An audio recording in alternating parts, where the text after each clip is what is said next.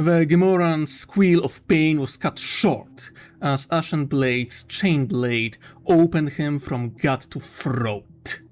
Fireblade grimaced beneath his helmet as blood, gore, and the contest of the creature's guts splashed across his armor. He yanked the parring blade free from the split carcass, his hidden face full of contempt. "This will need proper cleaning," Seregov commented as he stepped closer, his own power saber sizzling with blood vapor. The other Gamorrean was still trying to reach for his axe, despite missing an arm. The Commissar casually raised his bolt pistol and blew the unfortunate alien's head off. The corpse twitched, then went still. "Tough bastards. Needed 2 shots for this one," he said while reloading his weapon. Ashenblade nodded, checking his surroundings. Their soldiers were all around, standing over corpses or the trembling forms of those wise enough to surrender. The number of survivors compared to the dead scattered around the hall was quite notable. If he had to guess, only about half of those present had actually stood their ground while the assault on the palace began. All things considered, they had put up a good defense, just not good enough. Not enough to keep their master safe. He turned toward the Hutt, who lay upon a massive cushion beside a water pipe, lounging upon his luxurious throne as he watched the Commonwealth soldiers and the carnage they unleashed. Torvak grimaced beneath his helmet. He had read the reports about the slaver slugs, their culture, their disgusting traditions. Yet, for all that, he found those descriptions incapable of matching the sheer disgust he felt while looking at the creature trembling before him.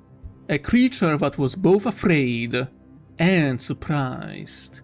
That angered the survivor of Mughlav Bay. This contemptuous slug had never even imagined he would be in danger. He eyed the spice baron, who shook off his shock and spoke, his voice unsteady. "Bez Boboda Polasi Dawana Hut!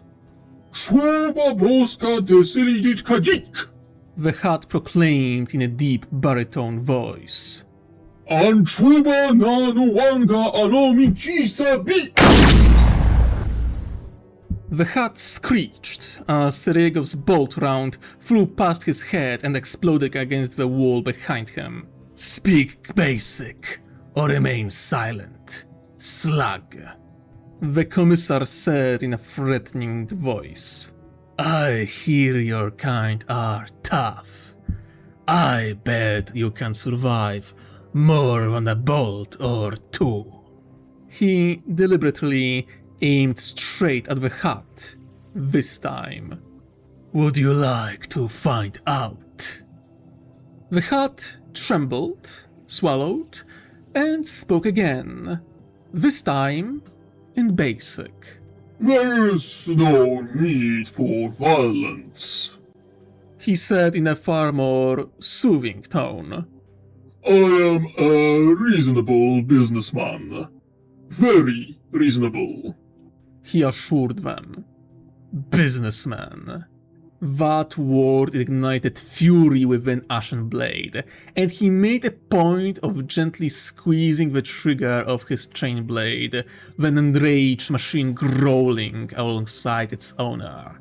The sound made the spice baron twitch. One thing kept his bloodthirst in check, and it wasn't the fear of the Hutts or their cartels. No. It was the fate of slaves. Humans and Twi'leks. All female.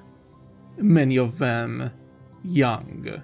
His heart sank as he watched them recoil when he looked their way, but he couldn't blame them.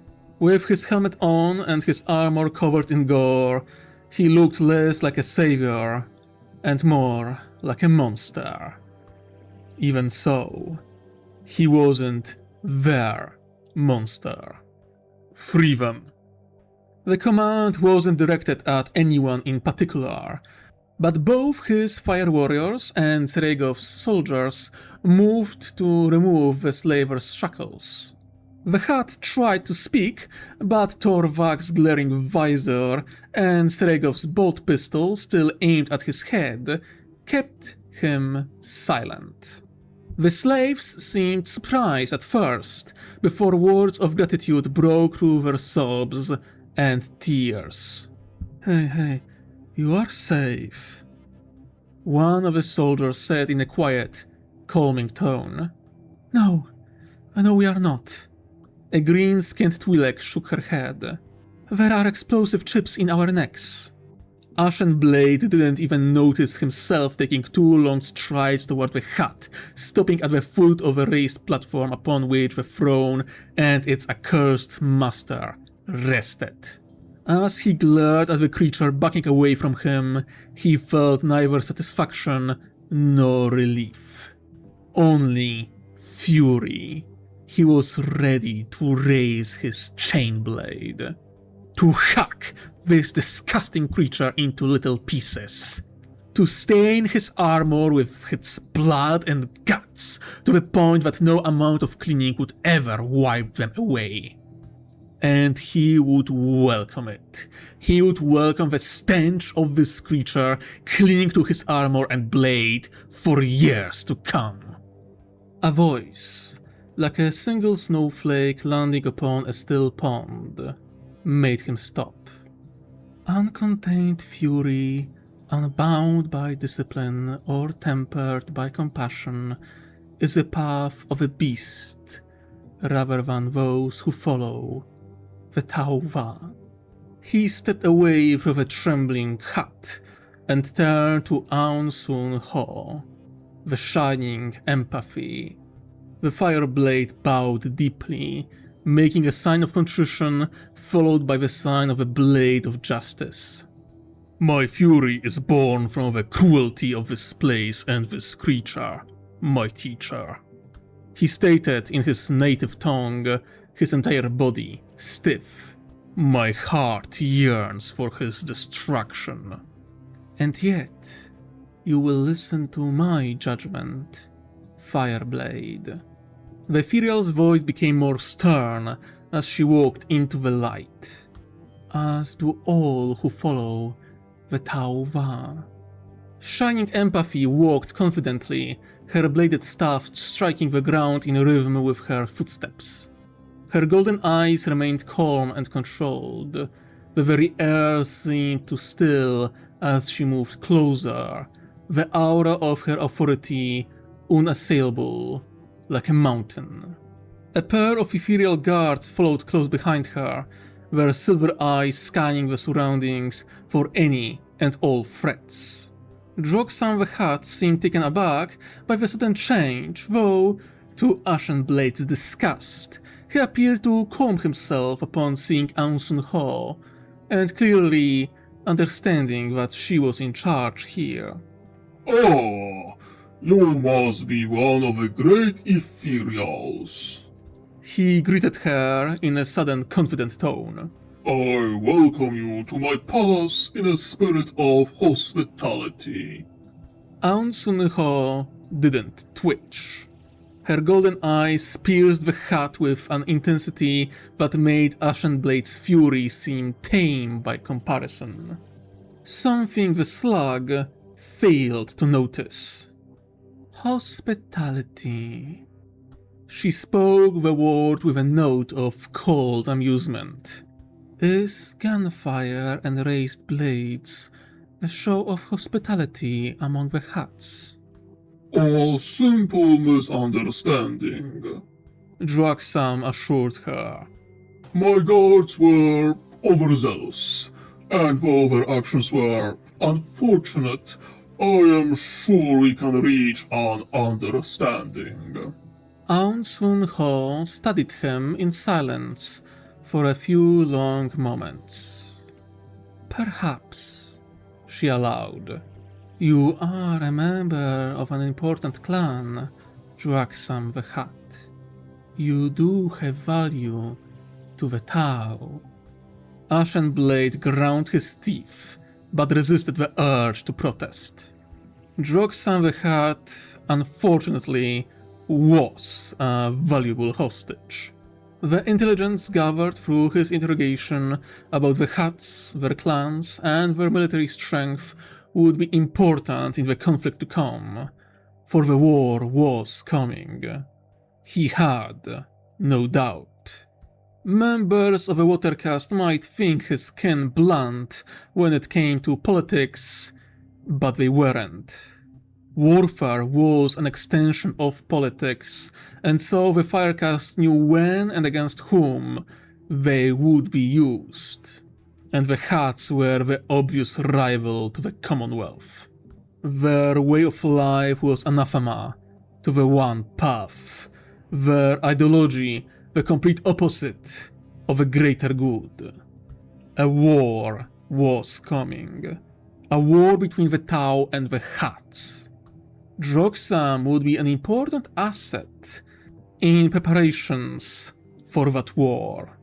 As he fought that, trying to swallow the bitterness of allowing this monster to live, a human soldier ran up to Seregov, whispered something in his ear, and handed him a datapad.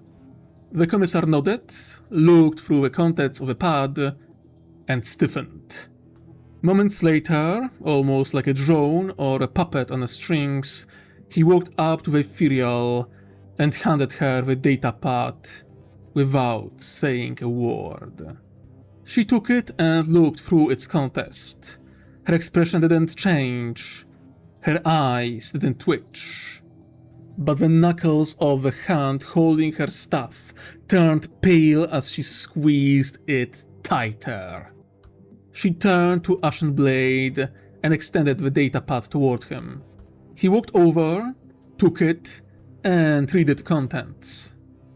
Or part of it, for the mere beginning of the document was enough to make him drop the device and draw his chainblade with a roar of fury. Die! He roared, a curse on his lips, as he prepared to rush the hut. Stop. Aun Sunho spoke sharply, and Ashenblade complied. There was a moment of silence. Soldiers stood stiffly, eyes glaring at the hut. Free them and bring them here, she ordered, looking at Seregov. All of them. Seregov bowed and departed with half a dozen of his soldiers toward the lower levels of the palace. Spearhead, she addressed one of her guards. I need an Earthcast specialist. ZU-12 protocol. The Ethereal guard bowed deeply and left a moment later. After that, none dared utter a word, not even the Hat, who seemed to sweat more with every passing minute. The guard returned first, with Earthcast specialist in tow, accompanied by half a dozen drones of various shapes and sizes. He activated a holographic console and immediately got to work, without saying a word, his expression grim. When Seregov returned, he led a trail of slaves behind him. Humans, Twi'leks, Krut, Tarelians, and half a dozen other species. Most of them young. Too young. Some of them were children. They were scared, but thankfully the presence of Ethereal had a calming effect on them. Or more precisely, the clear joy and relief on the faces of enslaved Tau upon seeing one of Ethereal's comforted the others. That, and they were clearly pleased to see Draxam trembling in fear. No explanation was needed. The soldiers tensed, glaring with an intensity strong enough to melt starships, while the Hat and those who served him cowered in pure terror. And then, as his blood boiled and his blade demanded action, Ashenblade heard words he never expected to hear in his entire life. I was wrong. The words of Ansun Ho cut through the tense silence like a power blade. Every Tau eye turned toward her, for none had ever heard an ethereal admit fault. I thought there could be an understanding between us, that you could be useful to the purpose of the Commonwealth and the Tauva. But I was wrong, she declared, her eyes growing cold. Draxam the Hat, for your crimes against the people of the Commonwealth and this galaxy, I declare you incompatible with the greater good. That was more than Ashenblade could hope for. He tensed, ready to leap at the Hat, when he heard Ansun Ho step forward toward the Hat, and the two Tau kneeling before her, tears still streaming down their faces. One of the Earth caste, and one of the Water caste. Civilians captured during the Battle of Furious Net. Two among many, though the others remained back, as if ashamed of their condition before the gaze of Ethereal. They were in bad shape, but they were alive. They looked at the Ethereal in quiet wonder as she stepped closer, and then extended an open hand holding two small ceremonial knives, the blades of the Aun. They stared in confusion before looking up at her. Vashya, venturing between the spheres, acting outside the role of your caste, is one of the greatest transgressions among our kind, she announced. Yet, in times of crisis, in exceptional circumstances, that taboo is lifted to ensure the stability and prosperity of a Tauva. She leaned closer, the knives still resting in her hand. This is one of those moments. The former slaves reached out with trembling hands and accepted the blades. Without even realizing it, Ashenblade did the same. He walked up to one of the human slaves and handed over one of his ceremonial short blades, his backup knife.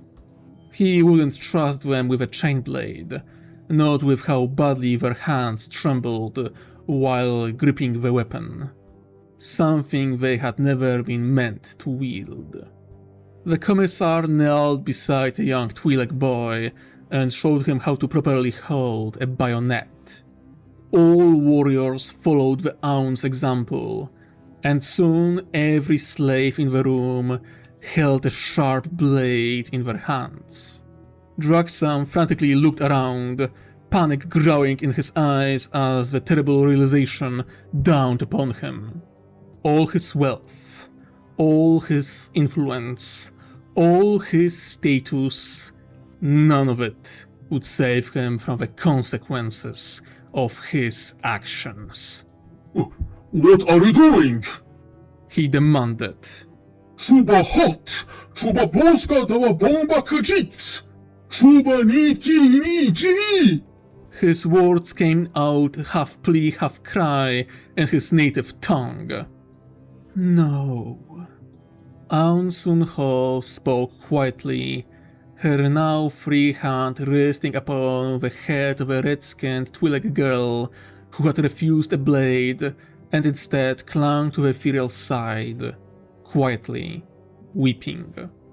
We do not. Thy crimes have outweighed thy usefulness. The slaves advanced, blades raised. The Hat's eyes widened in terror. Bushuga! Chuba Nawada Letyusha! The Hat screamed. Chuba still Uba Boss! Chuba still Palo Chi Chujup! Vid Bomba Chin Move! His hand darted toward the console attached to his throne. He pressed a button. Nothing. Droxam frantically began smashing random controls as if expecting something to happen. Their explosive chips will not activate, nor will your secret defenses. The Earthcast specialist accompanying the ethereal said sternly. I made sure of that. Droxam kept hammering buttons, groaning in despair and fear, his eyes wide and wild as the slaves continued to advance. Blades raised. There was something darkly amusing about the sight to Ashenblade. The creature possessed the mass and the strength to fight back, but for all that, the fat Baron had never needed to raise a hand to defend himself. And so, he failed to do so now. Bushuda! Bushuda! Chuba the Spies Baron the Roon! He cried out. Chuba! Whatever declaration he intended to make was drowned out by the sudden roar of the slaves as they charged the oppressor and began hacking. The Hat's screams vanished beneath the wet sounds of blades plunging in and out of flesh, each strike drawing more blood than the last. Aun Sun Ho watched in silence, still gently patting the head of a Twi'lek child. Seriegov, Ashenblade. She spoke in a quiet tone. All official reports are to state that Droxam the Hat died fighting. No contradiction information is to leave this place. The former slaves will remain loyal. She turned toward the trembling guests of the abominable Hat. They won't. Neither of them, nor any of their soldiers, needed a direct order. They knew what was being asked of them. More importantly, they knew exactly what those trembling monsters who believed surrender would save their lives had been involved in. The sounds of protests and desperate pleas for mercy were cut short by the crack of rifles opening fire. Aun Sun Ho stood in the midst of it all. The blood of the Hat and his court flowed down the steps, staining her robes and hooves. Yet she did not flinch.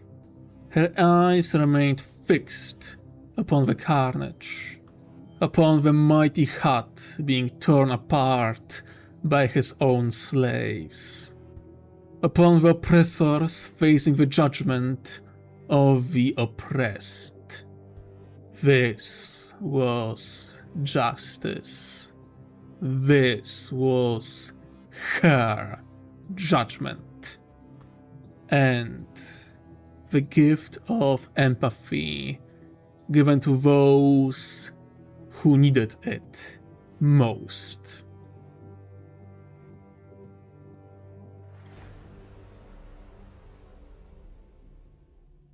Ravax laughed as the pilot of a crisis suit screamed his last just before being crushed beneath his feet.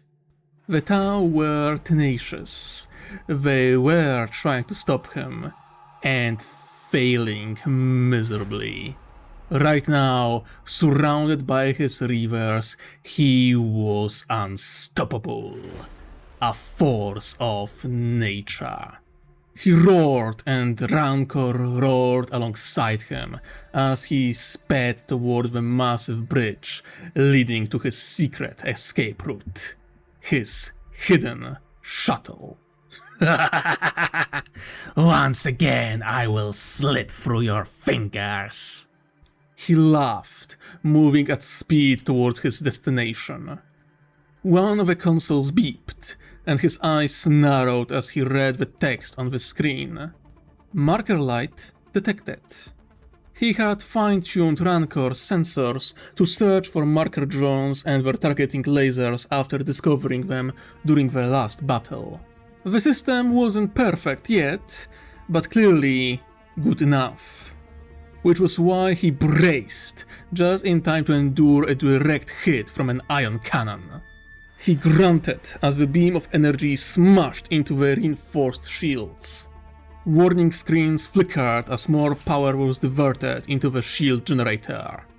He shook off the impact, his eyes turning toward the new opponent. A Riptide. Merely half the size of Rancor, but a dangerous opponent nonetheless. He had heard reports of those machines descending upon tank formations and ripping them apart in short order. This was one of the heavier Tau battlesuits, piloted by the elite. An excited growl escaped his throat as he shifted his stance. So, you are finally taking me seriously, he shouted over the speakers. What an honor! He fired the main plasma cannon and didn't even blink as the Riptide predictably jumped upward, giant engines flaring to life as it evaded the heavy shot with almost contemptuous ease. But that was exactly what he wanted. He hadn't been idle since the raid on Furious Ned. No, not idle at all. Which was why he felt immense satisfaction as the Riptide failed to dodge his second strike. His right claw shot forward like a harpoon, the powerful launch mechanism hissing as it launched the massive claw toward the battlesuit. It latched on and gripped tightly, the claw passing harmlessly through the shield. After all, while fast, it wasn't fast enough to be registered as a projectile or a piece of shrapnel. The Riptide struggled against Rancor. Long cables attached to the claw holding it in place, while powerful mechanisms slowly reeled it closer and closer. The Riptide resisted, of course, but it wasn't enough. The sheer mass of Rancor was too much for the swift war machine. The Riptide raised its ion cannon, but failed to fire in time. Where do you think you are going, little fish? Ravax laughed. He swung Rancor's arm, yanking on the cables and smashing the still disoriented machine into the ground. Its shot went wide, streaking harmlessly into the sky. The battlesuit crashed into the side of a building just before the broad bridge leading to the other side of the district. Toward the hidden shuttle. Toward salvation. He could have simply rushed past the downed enemy, but he could not deny himself the pleasure of a kill. He fired every gun he had, laughing maniacally as he watched the struggling machine.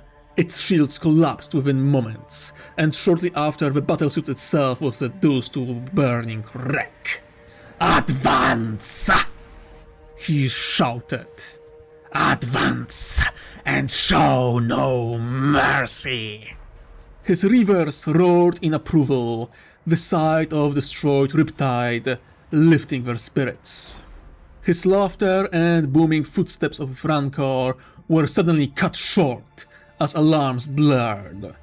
Missiles rained from the sky upon him and his cohort. Explosions shook the ground. His eyes narrowed, then widened with joy. A familiar battlesuit landed before him. True strike. He hissed, utterly blind and deaf to his troops facing the renewed onslaught of crisis suits. He didn't care. His eyes were fixed upon the smaller suit, standing upon the bridge. Ravax, True Strike growled back. did you really think I would let you escape this time? The Red Reaver laughed, grinning like a wild beast. Hardly, my dear. In fact, I had hoped you would try to stop me. He chuckled. Killing prey is so much easier when they willingly chase the hunter. True Strike scoffed. I defeated you before. I'll do so again. Ravak's eye twitched. Rancor took a step forward, growling alongside its pilot. Don't be so certain.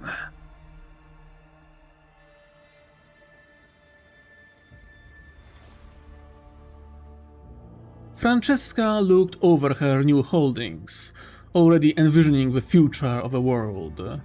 A paradise world. Scarif was a perfect ocean planet, with thousands of archipelagos and a pleasant, warm climate. She would have been ready to shed most of her overalls and take a swim in the ocean, if not for the corpses floating in it. She stepped over another body, surveying the shoreline. Soldiers and workers alike were cleaning up the aftermath, while she envisioned the palaces she could build here, each a monument to her power, wealth, and vision. Scarif was the first world the dynasty had conquered for itself in far too long. Sure, the Tau had ensured that trade deals and pacts with Guevesa worlds kept her coffers full, but she had missed the taste of victory after a successful conquest. Better than the bloody Cold War with the three families. She murmured under her breath. Yet, for as much as she wanted to, the sound of crashing waves was not the only answer she received. You shall face them once more, soon enough. The voice of her sole companion whispered nearby. Francesca turned, raising an eyebrow as she looked at the hooded figure. Most of her form was hidden beneath a long black cloak, woven with silver and gold threads, forming constellations and symbols whose meaning Francesca could not fathom. Long white hair, as pale as bone, flowed down around a youthful face, while her half-hidden eyes carried wisdom far beyond her apparent age. You see this? The rogue trader asked, her voice tense. I do, my lady. The oracle answered smoothly. The great displacement has continued in silent intensity for quite some time now. The psyker continued. But you have already discovered that for yourself. Francesca grimaced. Superior. The world that, through the malicious powers of the warp, had gained a twin. One devoided of life. One that, despite everything, kept sending a single message into the ether in the voices of the lost and the damned. She could almost hear it still. The echo of that nightmare from when she first received the transmission a few days ago. We are forsaken. We are forsaken. We are forsaken. We Are forsaken.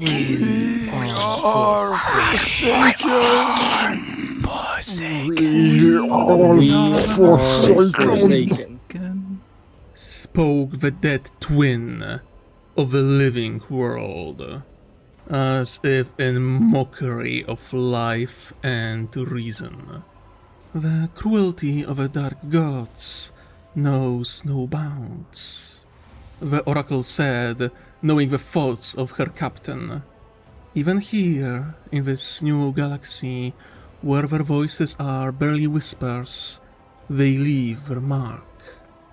That they do. The rogue trader agreed, before turning toward her companion.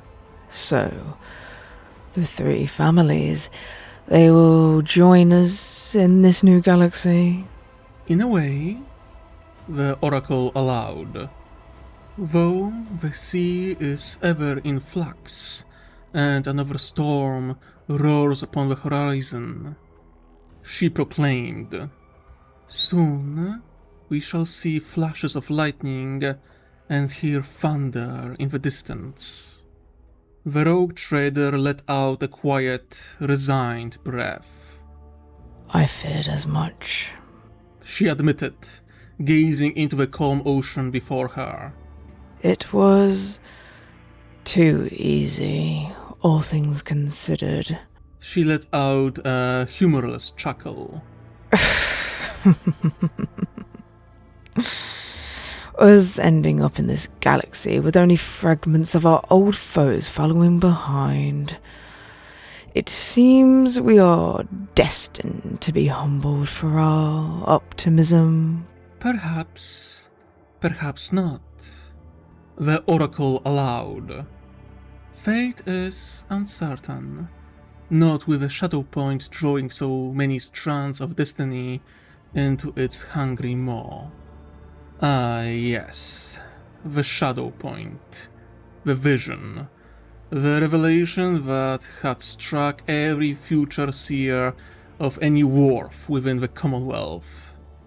So many possibilities, yet all pointing toward two things, without a doubt. A war would begin soon, and somehow the orcs were connected to it. Most do not mention the Imperium. She noted.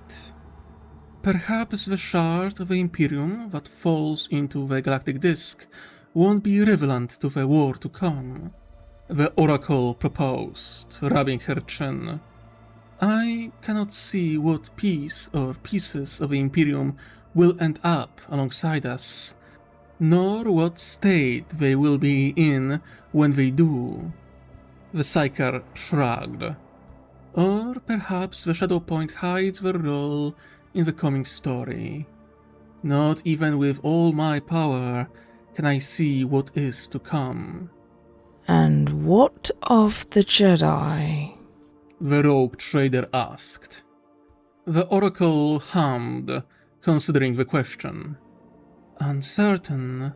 From what Dane and Lina managed to gather, the Jedi seem to disdain the art of reading the future. Why? I do not know, but they may be ignorant of a danger to come because of that self-inflicted blindness. She answered. The rogue trader scoffed. What fools deny themselves the ability to see the future? She asked. Those who fear it, the oracle answered. Those who believe the future is unavoidable, or that no matter what they do, their attempts to prevent it will only ensure it comes to pass. Such fears belong to those who lack either the wit to outsmart fate, or the strength to endure the consequences of failing to do so. The oracle nodded, not disputing her. It is a weakness that can be exploited, she pointed out. The lady captain thought for a moment, before shaking her head. No. The Jedi, for all of their faults, still number 10,000 strong. Not to mention they have the backing of the Republic. As pathetic as they are in terms of military might, they are but a sleeping giant, one that can be aroused from its long slumber if we are careless. She shook her head. If we are to exploit the weaknesses of the Jedi and the Republic, we shall do it the Tau way.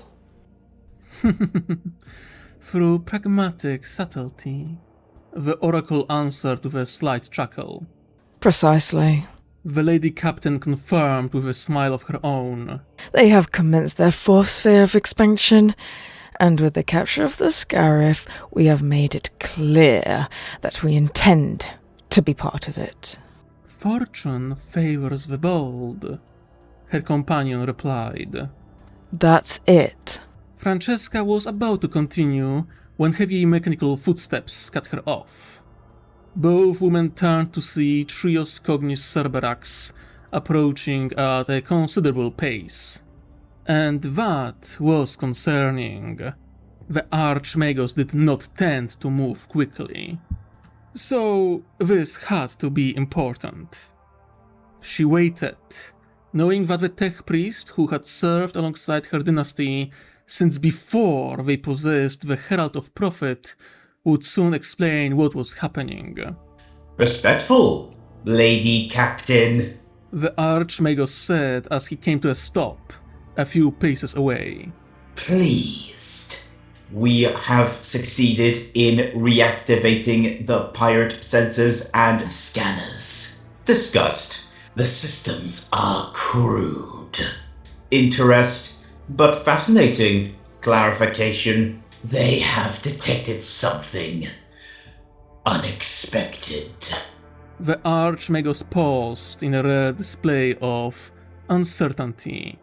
Space has caught fire.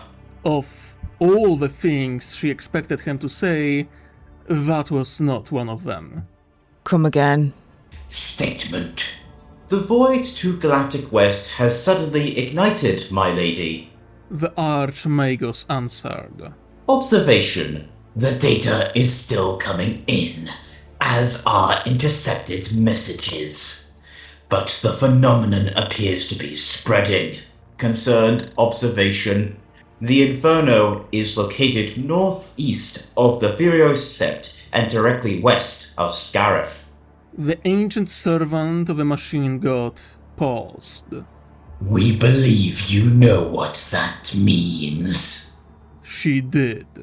For few in this region of space were ignorant of the burning barrier separating Tau and Imperial territory.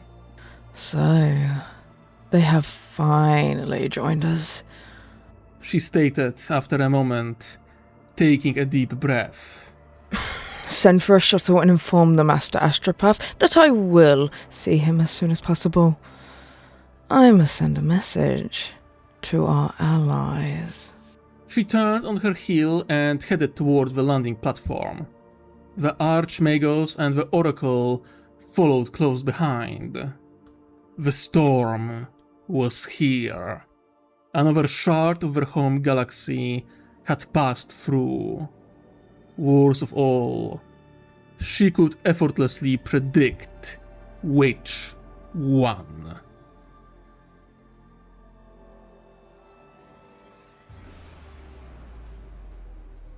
Keep up the pressure! We are almost through!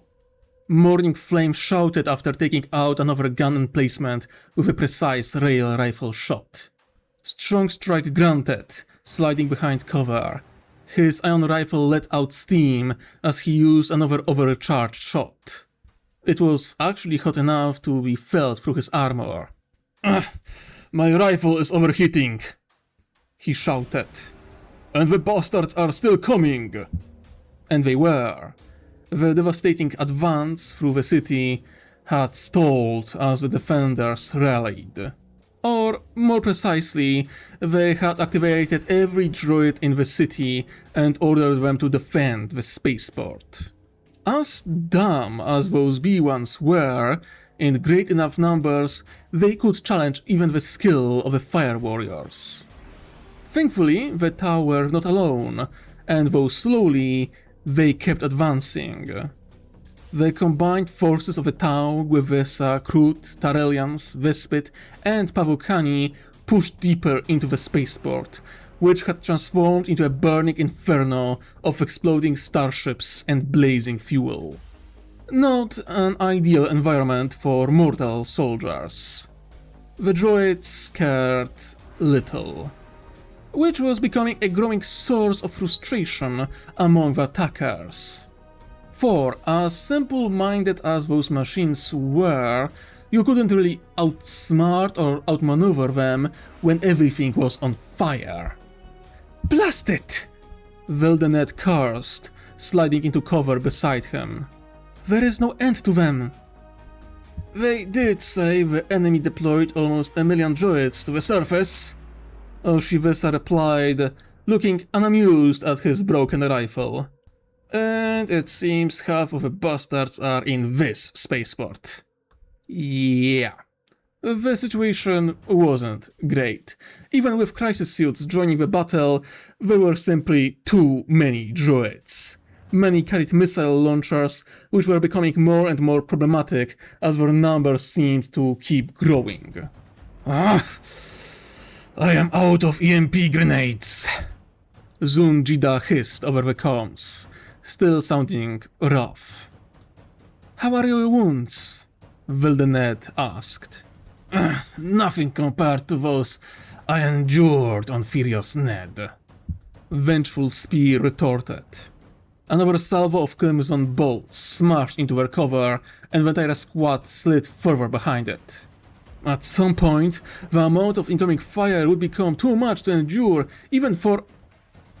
The firing ceased. First, the overwhelming barrage of crimson shots, then all gunfire. Even the Tau and their allies fell silent. Reka and Veldenet exchanged glances before peeking out of cover at the same time. The droids were shutting down. Many simply toppled over without a warning.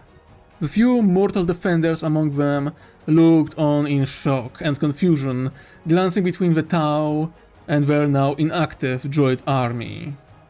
Then, just as the attackers raised their rifles to slaughter those who still dared to resist, a voice crackled over the damaged city-wide announcement system. A recognizable voice. That of Governor Bisat Kong. "This is Governor Bisad Kung to all forces. Stand down. I repeat, stand down." His voice belonged to a broken tyrant. "The fortress has fallen. My staff and I have been captured. I have offered the Commonwealth an unconditional surrender of Roon. They have accepted." He spoke with the voice of a man whose life's work had just been undone. "I repeat, all forces stand down. The battle is over. We have lost. Lay down your weapons and surrender to the Tau. I have been assured you will be treated fairly. I repeat, stand down and surrender." The governor continued speaking, but few listened anymore. The defenders of Roon dropped their weapons. Some fell to their knees. Others simply stood, motionless, eyes wide and unblinking, shock still gripping their souls. "Move in carefully," Eraka ordered. "Some of them may become erratic. Disarm them, then direct them to the designated POW zones." Reka nodded, jumped over the cover and moved toward the nearest group of soldiers. They looked up at the massive Tau with obvious fear in their eyes, locked on the crimson visor of his helmet. As he approached, he kept his ion rifle lowered, and, with the free hand, removed his helmet, revealing his broad, square face. Then he stopped before them and waited, his team close behind. It took only a moment. His eyes met those of a first militiaman. Comprehension, recognition. The realization reflected in Strong Strike's eyes that he did not hate them. The first weapon clattered to the floor. More followed. Similar scenes were playing out all across the spaceport and throughout the city itself. The Battle of Roon was over. For the most part, at least.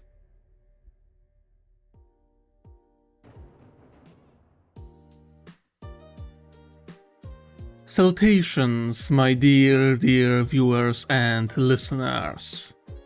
This Afterword will be short, for I want to leave all credits, callouts, and praises for part 2 of the final episode of Season 1. The part 2 comes out tomorrow, so be sure to join us during the premiere. I know the ending will blow your minds. Now, only one announcement of any real importance. No Q&As under this video. All questions shall be reserved for part 2. With that said, I hope you enjoyed the part 1 of Star Wars X Warhammer 40k Season 1 finale. See you after part 2.